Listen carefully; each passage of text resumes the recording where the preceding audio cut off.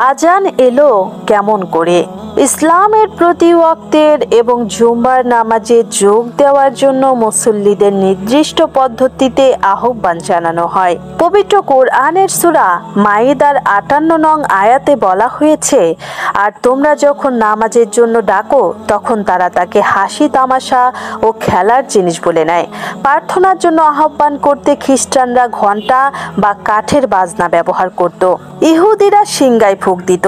হযরত মুহাম্মদ সাল্লাল্লাহু আলাইহি সাল্লাম মদিনায় আজানের প্রবর্তন করেন। ইসলামের প্রথম মুয়াজ্জিন ছিলেন বিলাল ইবনে রাবাহ রাদিয়াল্লাহু আনহু। ইসলাম ধর্মে প্রতিদিন ৫ বার নামাজের জন্য আহ্বান করা হয়। আবু উমায়র ইবনে আনাস রাদিয়াল্লাহু আনহু এর বরাতে তার এক আনসারী চাচার বর্ণনা করা হাদিসে আছে, তিনি বলেন, নবী করিম সাল্লাল্লাহু আলাইহি সাল্লাম নামাজের জন্য লোকদের কিভাবে একত্র করা যায় তা নিয়ে চিন্তিত ছিলেন। তা দেখে কেউ পরামর্শ দিলেন, নামাজের সময় হলে একটা পতাকা ওড়ানো হোক, সেটা দেখে একে অন্যকে সংবাদ জানিয়ে দেবে। রাসূল করিম সাল্লাল্লাহু আলাইহি সাল্লামের কাছে সেটা পছন্দ হলো না। কেউ কেউ প্রস্তাব করলো ইহুদিদের মতো সিংহা ধ্বনি দেওয়া হোক। রাসূল করিম সাল্লাল্লাহু আলাইহি সাল্লাম সেটাও পছন্দ করলেন না, কারণ রীতিটি ছিল ইহুদিদের। কেউ কেউ ঘণ্টা ধ্বনি ব্যবহারের প্রস্তাব করলেন। তিনি বললেন, ওটা খ্রিস্টানদের রীতি। আব্দুল্লাহ ইবনে যায়েদ রাদিয়াল্লাহু আনহু বিষয়টি নিয়ে রাসূল করিম সাল্লাল্লাহু আলাইহি সাল্লামের চিন্তার কথা মাথায় নিয়ে প্রস্তাব করলেন। এরপর আল্লাহর পক্ষ থেকে স্বপ্নে তাকে আজান শিখিয়ে দেওয়া হলো।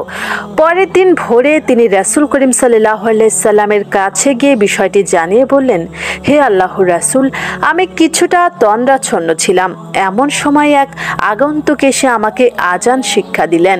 একইভাবে ওমর খাত্তাব রাদিয়াল্লাহু আনহু ২০ দিন আগেই স্বপ্নযোগে আজান শিখেছিলেন, কিন্তু তিনি তা গোপন রেখেছিলেন। এরপর আব্দুল্লাহ ইবনে যায়েদের স্বপ্নের বৃত্তান্ত বলার পর তিনিও তার স্বপ্নের কথা নবী করিম সাল্লাল্লাহু আলাইহি সাল্লামকে জানালেন।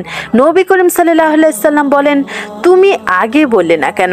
ওমর খাত্তাব রাদিয়াল্লাহু আনহু বললেন, আব্দুল্লাহ ইবনে যায়েদ এই নিয়ে আমার আগেই বলে দিয়েছে, এই জন্য আমি লজ্জিত।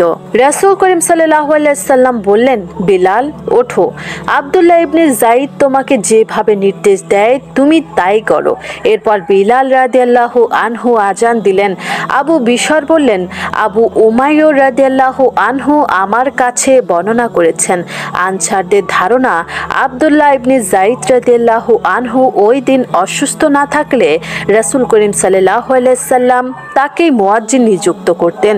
সুনানে আবু দাউদ হাদিস ৪৯৮